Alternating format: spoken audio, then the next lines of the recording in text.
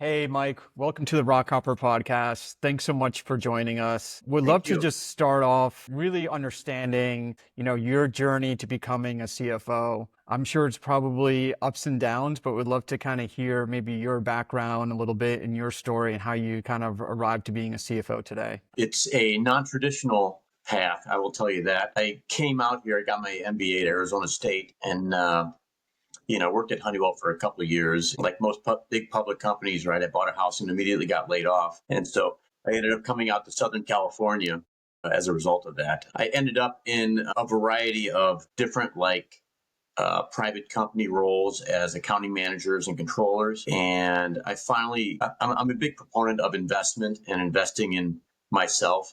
And so I finally decided to sit for the CPA exam, and I did, and struggled to get into public accounting because I was a little bit older. And at the time, to become a CPA, you needed a minimum of 750 hours of audit experience in California, which provided the CPA firms a very specific indentured servitude mindset for people, because anyone that wanted to become a CPA had to go to a public auditing accounting firm. Yep, same in New York. Yep. And that's changed now. There's public tracks, there's private tracks, which are better, but that's what it was. And I was a little bit older. I think I was like 28 or 29 going in. And generally, most of the big four, for example, weren't interested in an older auditor that knew that working 90 or 100 hours a week during the audit's busy season, wasn't prudent or would push back. So I finally did get my hours at a local firm, Squire, Milner and Reel, which was a great place because I had the opportunity to do a lot of different stuff, everything from business valuations, certainly audit. I even started in bankruptcy tax. One busy season, I even did almost all of the partnership tax returns at the firm. So I touched area on a lot, up to and including also forensic accounting. And I was even an expert witness before a couple times.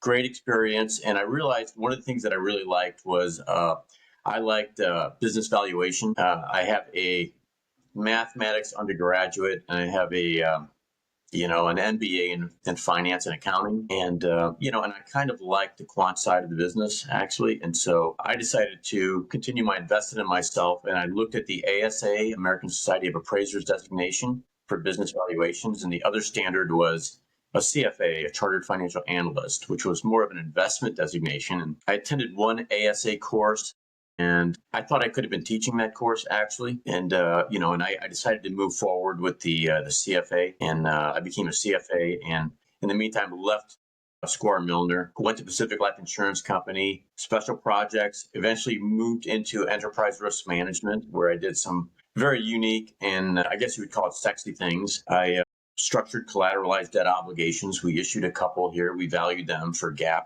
mainly for impairment, actually. I also did perform risk analytics for the entire portfolio of the company here, generating every month like a 35-page compliance report about the interest rate changes, duration, convexity changes, and valuation changes for it, and utilizing what's called the New York 7 interest rate scenarios. So it was a great device really for compliance here, where this report was, not sure how many people actually read it.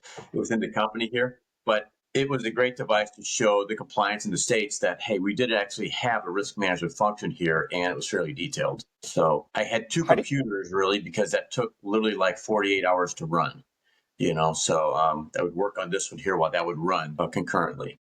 Wow.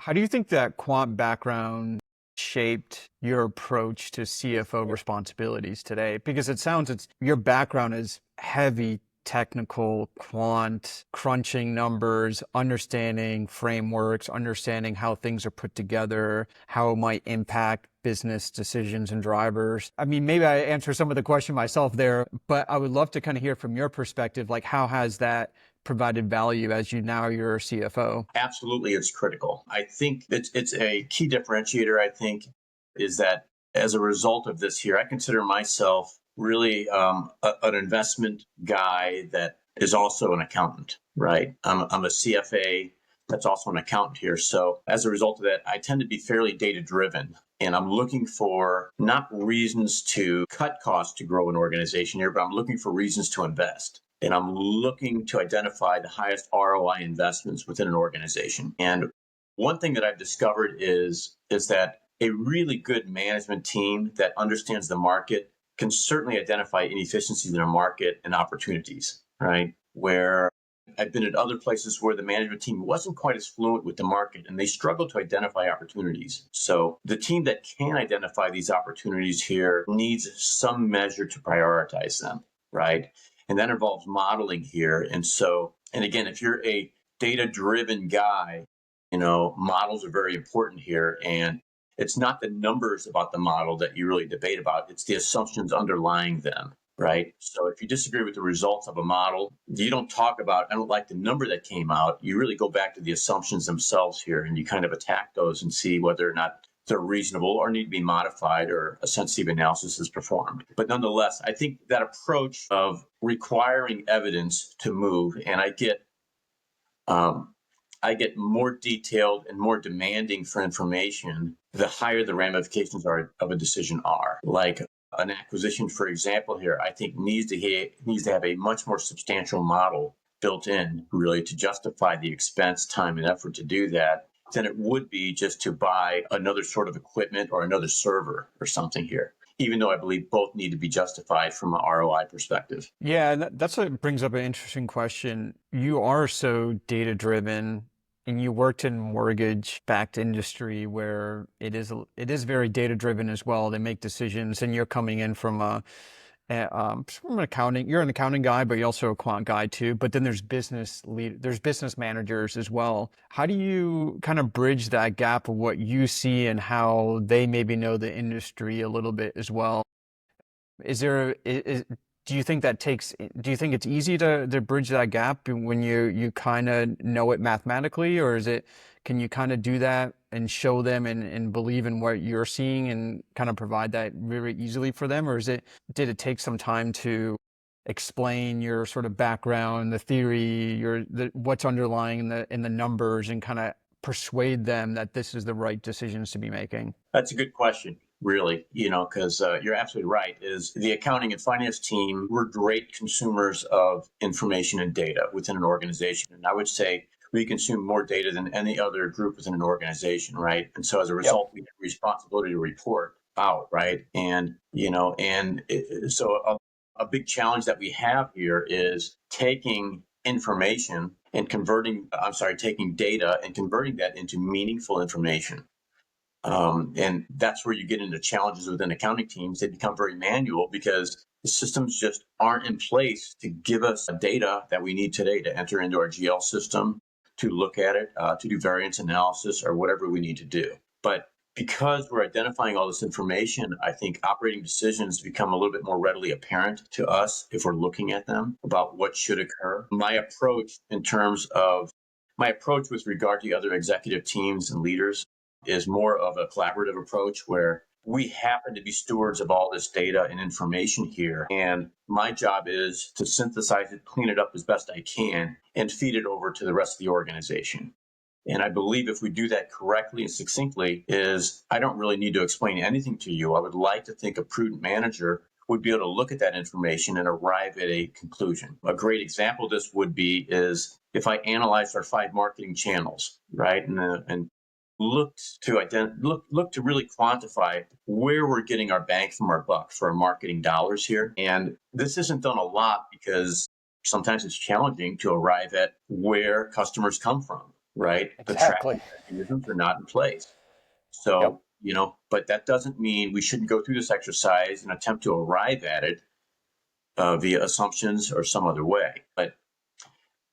So let's assume for a second that we do this marketing analysis here, and it comes out that marketing channel 1 is a very good channel in terms of volume. We get a lot of small customers out of this here. Sounds great initially, and the company's really robust about marketing channel 1 and is pouring a lot of money into it.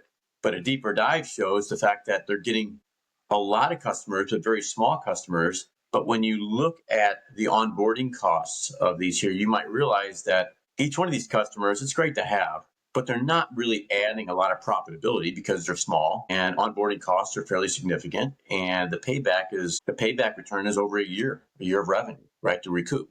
Marketing channel 2, for example, here might be much more robust, much less customers per se here, but much larger ones. And Yeah. They This know it's also a brings up valuable another, channel, but yeah, what they don't realize, you may not realize, is the fact that these are the large customers that are actually carrying the organization. So at the end, marketing channel 2 is very valuable. Marketing channel 3 is neutral, really. It's bringing in customers here, but but not a huge number of it. So it's about break even overall. And suffice to say, channel 4 and 5 really aren't really delivering at all. Doesn't mean, Sebastian, that they're not potentially valuable channels. It just means that possibly your marketing within those channels are incorrect, or your product positioning isn't right, or you're not marketing to the right individuals or targets. So, but my point to you is, if I do that analysis and I hand that over to you, you should be able to arrive at the very same conclusions I do, right? And I shouldn't really need to convince you otherwise about the moves that we should make as a result of the analysis here. Now, don't get me wrong, Sebastian. I always have an opinion about what I think, and I'm always happy to share that. But I usually wait till I present information here and let people digest it. And then when I'm asked for my opinion, I'll lay it out there. interesting. So you're really coming at this from let's really look at this from independent viewpoint, bring all the information, percolate it to the top, allow the decision makers to come to their own conclusion. But you being a good CFO, you having this background and experience, you can lend your opinion when asked about it. But I really like that approach versus the latter, which is you see a lot of CFOs or controllers that come in with their own narrative, that they're trying to persuade a C-suite person to do this, which I could see pushback, right, on that, because you're not coming as an independent arbiter, you're coming in as someone that's trying to push their own agenda. You're absolutely right. There's two reasons for it. One is the obvious one, right? Is that people tend to adopt the solution here when they believe that they're part of that solution, right? And the other thing is the same thing. I really don't like being told what to do, And so, I mean, if I did it, and I'm very strategic, so I mean, I do see solutions fairly quickly.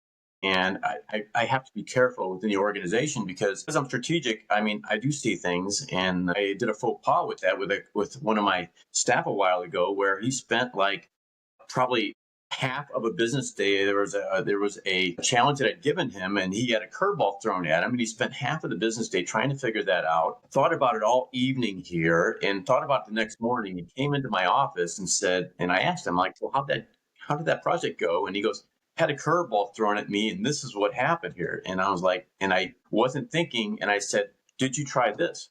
And he did a double take, and he goes, well, I thought about it for like 10 hours last night after work, and and the last half of the day and this morning here, and I arrived at that very conclusion, and I happened to arrive at that solution in like about 30 seconds. So it was a faux pas in my opinion here, because he had worked really hard to arrive at that solution here. So in my opinion, and he was still buying in, and he didn't complain about that at all, but in my opinion, I could have done a better job as CFO, because he worked really hard. He was concerned about the solution here, and I inadvertently undermined it, right? Because he had a lot less experience here, but the development and learning that he got from that exercise was tremendous, right? And I don't want to minimize that. But so those are the two reasons, right? It's to enhance collaboration here and lead people to a solution here that I think is appropriate. But I also want the executive team and individuals to arrive at it on their own volition here. And sometimes I'll help them to get there, but I don't want to just dictate what I think is the right solution. And that's why they should follow it for that Yeah, very and reason. yeah, no, I really like that. Philosophically, it just sounds like what a CFO should be doing is that you report the numbers, that's fact, right? It hit the general ledger, all the transactions came through, but then business decisions, a lot of times you have unknowns and you only have what you have, and traditionally it's, historical. And maybe there's some signal out there that leads you to extrapolate around certain forecast or a model. You think about doing, buying a new business or hiring a bunch of folks. You do a model with, you do IRR and you have MPV and you have all these formulas that know C-suite people really understand unless they went to business school. But you have this sort of, you're in the numbers, you're kind of in the weeds a little bit. And I think it's always interesting when you go through those exercises is that I don't know, and I'd love to hear your perspective, is that there's a lot of unknowns. These business leaders, you're advising a CEO, he's looking at the CFO because, maybe the head of product, and maybe there's a CTO involved and there's other C-suite folks involved, but the numbers is what give people confidence that there's a foundation to make a decision on. Mm-hmm. And I wonder when you go to those board meetings and you need to present on something that is a little bit unknown, you don't know what the potential outcome is, but you're trying to achieve this goal. How do you present that? Do you try to do scenarios? Do you try to say this is the best case, this is the medium ground, and this is, if we don't hit the mark, this is where we're going to be? I'd love to hear your philosophy on that. It's a great question. And the one last point with the last topic that we had about collaboration here is that let's be clear that at times I'll present information to like the executive team as well here. And it is entirely possible, though not super often, that they decide to move in a different direction than what I thought was prudent for whatever reason, right? Maybe the CEO decides that it would be harder to do something that I think we should be doing. So okay. How do you present it where it gives them some optionality? There's always uncertainty in a lot of our numbers here. The most common area of uncertainty is with any sort of budget and forecasting, right? Because the moment you create them, they're done. I think it depends on the ramifications of the decision to be made. And again, the real tricky one, in my opinion, here is the modeling that's used to potentially substantiate a potential M&A acquisition, right? Efficiencies as well. And you really never know what's really going to happen here. I want to be conservative and I want to be honest. And so the reason, and that's probably why generally the CFO is considered the most trusted executive, because we're very pragmatic. We want to see the numbers here, and we really don't deal with pie in the sky forecasts here. I was always concerned about publishing forecasts here and having somebody acquire us and coming back 2 years later saying, Mike, your forecast said this here, and this is what we're seeing, And so always very concerned about that. So I think for me, it's very important to identify the fact that there is a high degree of uncertainty here. And that, and one of the ways to identify that, besides explicitly saying it, is the fact that because there's so much uncertainty, I arrived at different scenarios, or what I call sensitivity analysis. So, and in this case here, you would create a model and you would say, this is kind of what I think is the most realistic model about what I think is going to occur. And I think what's very important when you create these models here is right up front, you identify your modeling assumptions, and you lay them front and center here, right? And you go over those, right? So that everybody knows what's really driving the model here. And then what I would do is I would identify what I consider as one of the most significant modeling assumptions here.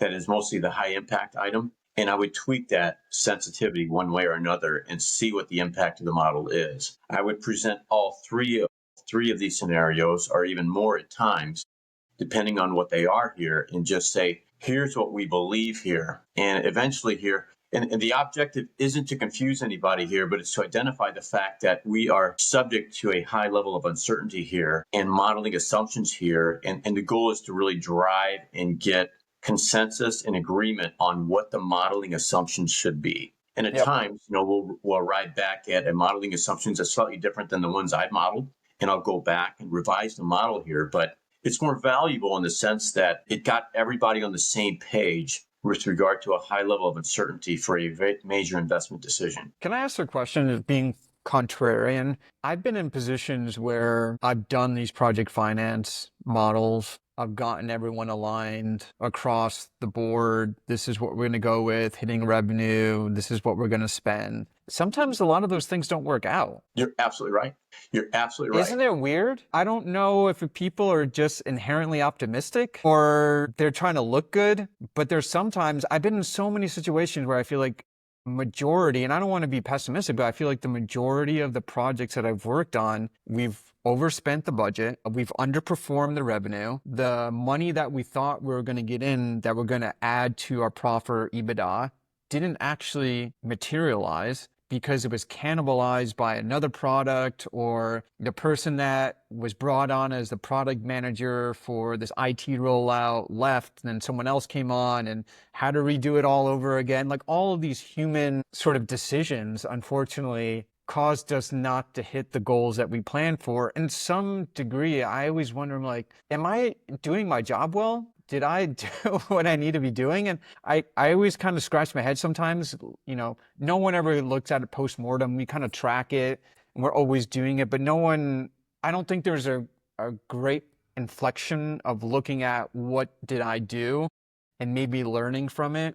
I mean, yeah, we learn here and there about, how to do headcount, or how this should be budgeted or amortized and things like that. But I think some of these business cases, sometimes we forget about it. We have short-term memory or something. I don't know what it is, but I don't know. Do you have a perspective on that? I do, and I think you're right. A lot of these projects, particularly M&A transactions, really don't meet expectations, right? And I'm going to step back a little bit into something a little bit more easier to understand. A typical system implementation is a great example of this, right? Some do meet expectations, but a lot don't, right?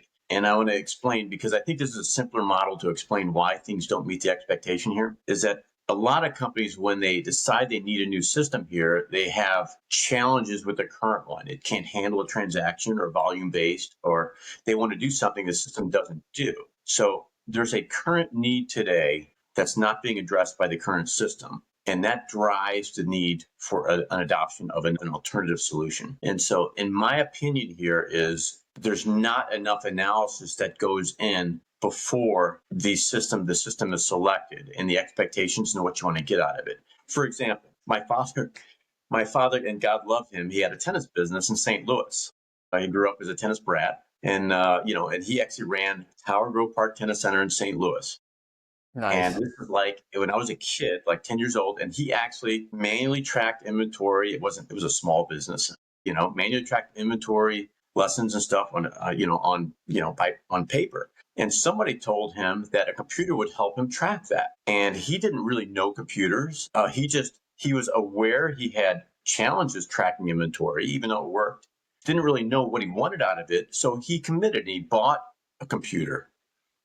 And he bought, he engaged a consultant that knew Quattro Pro, which is an early predecessor of Lotus and Excel, to put it on a spreadsheet. And it never worked, Sebastian. But he knew he had a problem, and he just invested in a solution, but he had no concept of what he really wanted out of it. Fast forward to these other systems here, and that's what happens a lot. Our system doesn't work. I need one that'll do this here. They go to market looking for a system that will give them that. They fail to consider the fact that, does it have all the other bells and whistles that I currently use today? They don't look at that. They do get the new feature, but it doesn't do a lot of the other stuff, and they've compounded their problems. Another challenge that they're seeing here is, how this should occur. And let me give you a primer on how this system implementation should really occur. I wrote a blog on this on my website, MikeKovar.com, and my CTO. Yes, shout out to the blog, Yeah. MikeKovar.com. And so, in my opinion here, system integrations fail because there's not enough time and effort understanding and evaluating requirements, right? There's a couple different levels of requirements. One is the stuff that you currently need today that you know about, right? Those are the base requirements here. So if you upgraded to a new system and you got those, you're simply trading one mousetrap for one that's slightly better, right? And that's a marginal improvement here. And that's the low hanging fruit. That should be the minimum you expect to get, right? But you shouldn't stop there, because that's very short sighted, right? Very short sighted. There's other known, I call level 2 needs, where, there's other things that we would like to have. The ability to do consolidations with our accounting system, the ability to manually process accounts, or to automatically process accounts payable through a process flow, without having to do it manually, that we're doing it today. A variety of other things, auto invoice approvals by sending emails back and forth, other automation features that would make you more efficient here. These are known things that you ideally would like to have that the current system doesn't have, and you should seek to find those. And if you do find it, and you list those out and you compare and contrast the vendors out there to see whether they have that functionality here. And if you get that, well, then you have substantially upgraded over your initial system, right? With just those two. But in my opinion, that's still not best case scenario, Sebastian. What that does is if you did get level 1 and level 2 inputs and needs put in there, yes, you've identified everything you need today to be very efficient and good. And that's great. But unfortunately, the world changes. It's changing fast. Your organizational needs are changing. New companies are coming in. People need new information all the time. New competitors coming in. You're going to add new products. The world is changing fast, right? And you need to Exactly. change with it. So in my opinion is if you stop at just level 2 here, you're not embedding any flexibility for potential future needs. And this is where system implementations go wrong, integrations go wrong, because I don't believe they're thinking outside the box about what can possibly be needed in the future and where we can really go with this. So I actually sit down and try to think, as challenging as this is, and it's hard, about what can I possibly need in the future from this system? Would I need the ability to have multiple organizations that would need to be consolidated all simultaneously? Would I need to be able to integrate a tax software into it if I'm a software as a service company? Is there other needs where would I like to eventually integrate a HRIS platform into it, utilizing our current system or something else, or get our benefits into it so there's an automatic upload where we're not manually entering that? Do we need that? Will we want it? I don't Yes, know. you're thinking very much when you purchase something or you implement, you're thinking about, 5, 10 years down the road, how the business might change and morph and adopt to the market and what you think the challenges might be for your team, but also the stakeholders involved with the information and the data that you collect. Because really, you said at the beginning, you're the largest absorber or consumer of data in the organization. So those data needs are going to be different as time goes on. You'll probably get more data. You'll probably get different types of data. The data will be structured differently. It might not be organized the way you want it to be. And so you always have to kind of think 2 steps ahead on what the next best thing is going to be. And to your point, if I do a horrible job with that system implementation, Sebastian, and I picked the wrong system, and I've got a blog on this too, I've seen some real horror stories with bad systems. I have to live with that, right? My team's the one that's got to manually enter stuff, that because I've got the wrong system, because it can't do functionality that's going to make us better. Really, this notion of embedding potential future functionality, this is really challenging and really hard. And you can never nail this because you're trying to predict the future. But the thought process and objective is absolutely valid. You will have additional needs in the future. And not to spend some time thinking about those needs and embedding some flexibility within the system here to allow you to grow into that system as your needs change is incorrect. Yep. No, I think you have the right train of thought there. That totally makes sense. Your background is very heavy in PE-backed companies, or more recently in PE-backed companies. When you're looking at the company, you're looking at your PE stakeholders, you have the team on the ground. Do you look at all of these systems? I'm sure you do.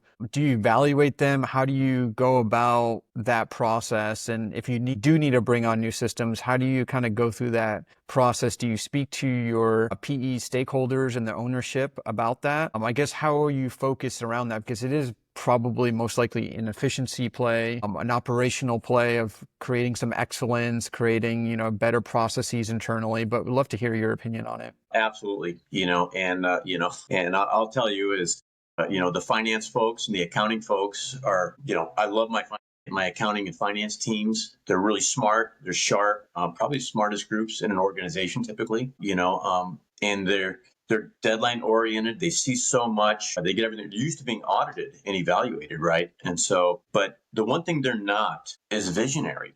They get caught up into the details and the manual stuff here, and either they're so hammered or bogged down with it, and they're so used to details, is it's hard to step out of the details for a 15,000 foot view to arrive at a solution that's going to make you better. In my opinion, this is paramount for a CFO that aspires to be a private equity CFO.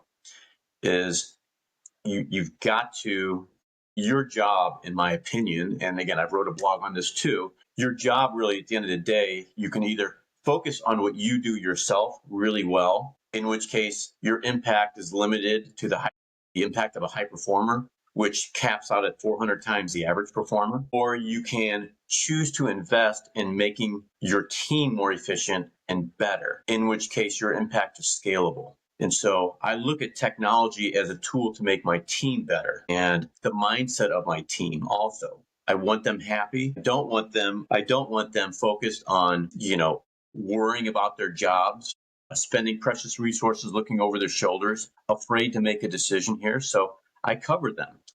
I give them a lot of coverage for my people. I want all their time, effort, and resource focused on serving the customer. And I make it very clear to my staff is I did not hire them to do journal entries, to close the books, and reconcile bank accounts. I hired them to think, and I want them thinking about how to serve that customer here. And to the extent we have a bunch of manual processes, which I'm sure every accounting team does, because the data is not in a great form, I need them to tell me and make suggestions on how we can improve that operation and what they're doing to free them up to better serve the customer. If you've got a team that's very manual today and it's a 10-person team and the company's planning on doubling in size in 2 years, if you do nothing, Sebastian, you're just simply going to have to double that team to address that manual process. And in my opinion here is that's a bad solution here. That's a bad precedence here. You need to arrive at solutions and technologies to make things better here.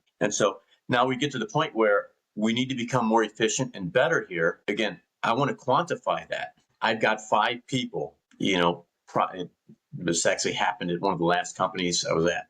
I had 5 people that were supporting a servicing platform that we had, right, to track cash flows back and forth, right? And so I looked at that and I quantified the dollar amount that we were spending on there. And I looked at potential solutions as well and just said, we have got to get better here. And a system can do all this, right? This is what we can save here. You're talking dollars and cents here about what it makes sense. It's not just a pain point here and about accuracy. It's about real dollars, right? And the ability to build a scalable team that's going to get results as organizations grow. Private equity is not in it, right?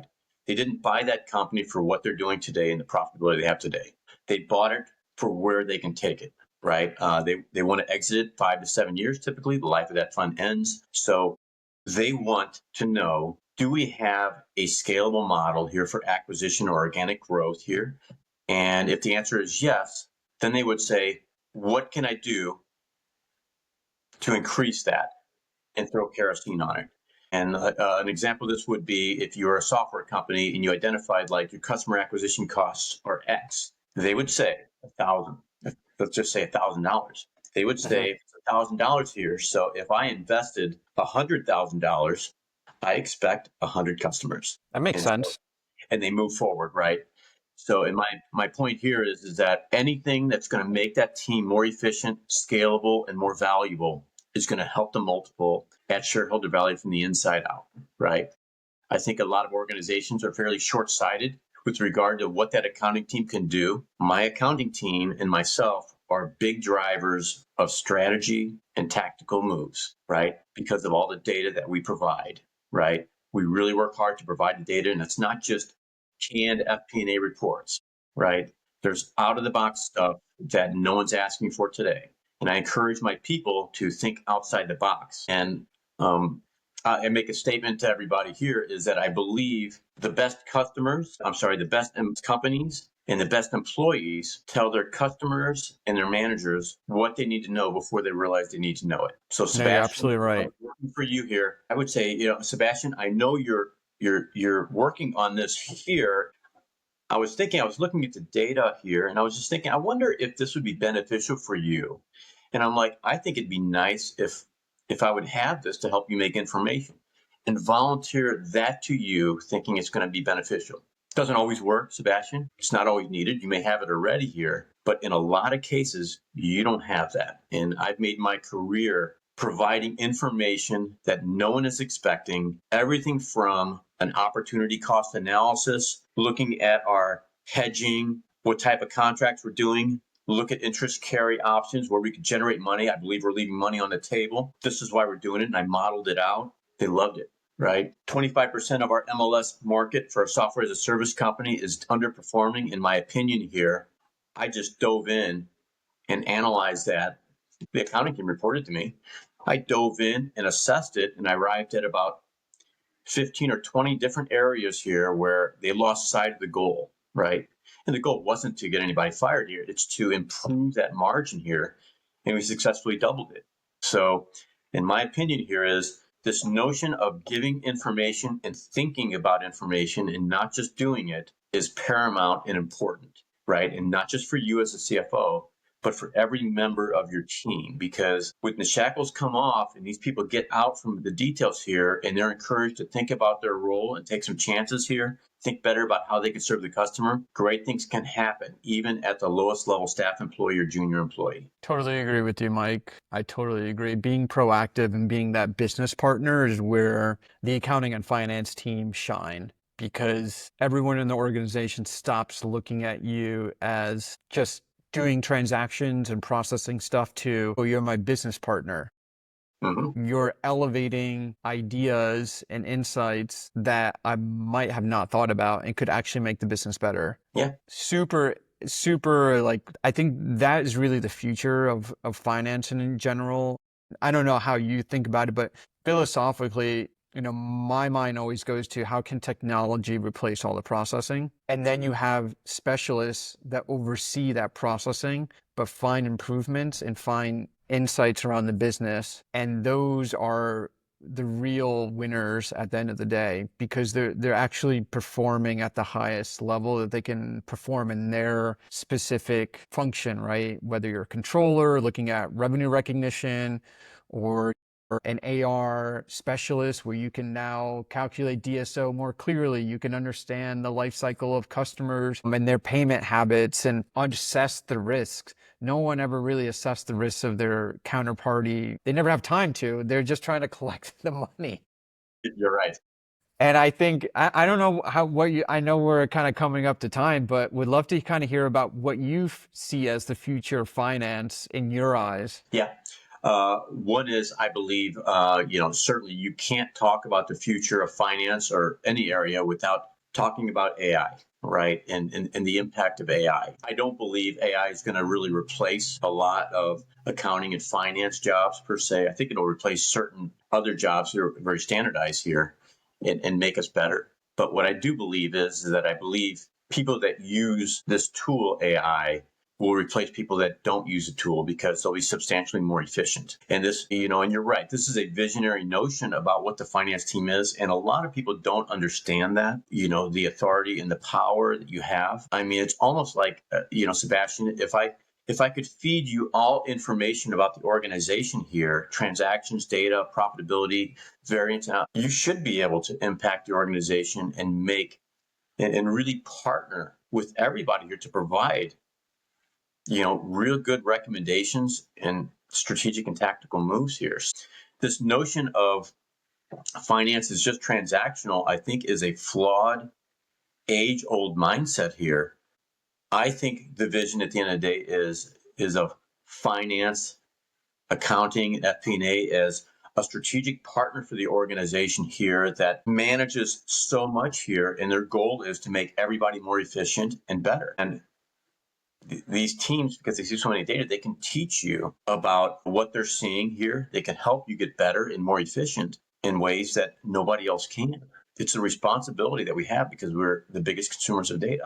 At the end of the day is, I preach about it and I show that. And, and what ends up happening here is when you take the shackles, I call it taking the shackles off of these really smart people, free them up from all the manual mindset of what they're doing to the extent they can, and allow them to think and kind of cover them so that if they make some mistakes, as long as they're not life-threatening here, I've seen some unbelievable things that have occurred. And your finance team goes from a support staff that can easily be replaced by an outsourced accounting firm in the Philippines to an absolutely critical strategic partner that cannot be replaced. And that's where you want to be as a finance team. You want to be a partner here that we can't do it without you. You're absolutely essential. Yep. And I totally agree with you, Mike, in a lot of different ways. It sounds like it's very optimistic around AI, sort of as a co-pilot or as a way to enable the accounting and finance function to really get better, perform better, be the best they can be and be a business partner versus kind of being in the shadows or being down in the weeds per se, which I think every single finance and accounting person doesn't really want to be there. Yes. I think for the most part, they want to be recognized. They want to provide value. They want to have, the CFO say, good job. Thanks so much for that. Like, this is delightful. Show this to the business partner, provide value. Because at the end of the day, it makes you look good. It makes the team look good. It feels like everyone's involved with a mission to, feel intellectually stimulated at the end of the day. So I agree with you. Yeah. No. We have a responsibility, right? And it's not like should I or would I like to provide value? No, you absolutely do, and you should. And that's it. And anyone that's not buying this notion here, and anyone that's not buying this notion here, is probably not the right person for my team. I want people that they have their jobs. I want them to do it better, get better. I don't want a 2-week close. I always truncate that close until and I've seen it up to 3 weeks. I've always truncated it to 4, maybe 5 days, and I'm right there with them. And the reason why I do that, Sebastian, is because the close itself doesn't add value. The numbers are important, right? And they have to be accurate here. But if you can still get those same numbers in 4 to 5 days by streamlining your close and making it better and faster, then you've got an additional 10 days to provide real value to the organization, right? It's like taxes. If it takes you a long time to do your taxes here, well, you're taking time away from doing something that could actually be more meaningful, assuming your taxes are the same either way. So get this other stuff done. I push my people to improve things all the time. When I ask them why they do things a certain way, the answer had better not be because we've always done it that way, and I, How many times have I heard that? I've heard that so many yep. times. And it's like, well, how are you going to improve it if you don't even understand it? The answer should be very detailed. When I tell you why does it take this long to do that? The answer better be very specific. Well, we don't get this report from this other group here until a certain time here. It's not in the format we need. I've got to modify it here, and I can't do that until I get this other one. And then there's hurdles which I can break down and move and make things better. And as a CFO, I believe that, in my opinion here, is my primary job is to break down these hurdles, set the stage for my team to be free thinking so they could serve the customer in individual ways here and add a lot of value throughout, right? And make us the real strategic partner that we're meant to be. Yep. I totally agree with you. Totally agree. Mike, thank you so much for joining the Rockhopper Podcast, speaking with me, going through all these different questions and life experiences. For everyone out there, do you have any books that you may recommend, or your blog, hint, or anything else that folks would find valuable, and or maybe you got some inspiration from? Yeah, I do have a blog, the CFO War Stories and Executive Insights. A lot of them are true stories here. The executive insights are an unlimiting factor, which allows me to kind of rant on anything here. And I do. I talk about a lot of different things. I talk about this notion of going DARPA, Defense Advanced Research Projects Agency here, the guys that founded the internet, flying trucks, consumer exoskeletons, even a terrorism futures market was on the agenda for a while there. But I would encourage people to start thinking outside the box about solutions, think bigger. I think I would recommend, a couple books really. And, one of them, Sebastian, the Challenger Sale. I believe that, your goal as a vendor, and we are a vendor to operations here, your goal isn't just to give them answers here. Your job could possibly be, and at its highest level, is to teach them about ways that they can get better at what they do. And because you have access to individual information, you can do that, right? Some other books that I like, is, Atomic Habits, fantastic about, developing habits of excellence here. There's a series of them. I've even got a couple book reviews on my blog. So I don't want to steal the thunder on that, but I would recommend everybody read those. And, and if you like them, and I will tell you that they are fairly out of the box. I mean, in one of my blogs, believe it or not, I go DARPA to fix, of all companies, of all things, the U.S. Postal Service. And it's sorely needed. Interesting. My sister is a consultant for the U.S. Postal Service. They definitely need it. Yes, they do. I had an intern when I was at Arizona State at the Office of Fleet Management, and my dad was a mail carrier. And so I had an editor that asked me, she goes, what a curious choice of organizations here to fix. And I'm like, I can't imagine one that needs it more. And then I thought about there is one, the IRS, you know. There you go. Absolutely. Well, Mike, thank you so much for joining. We'll post everything on our YouTube channel and all the links that Mike just provided. And thank you so much, Mike. Sebastian,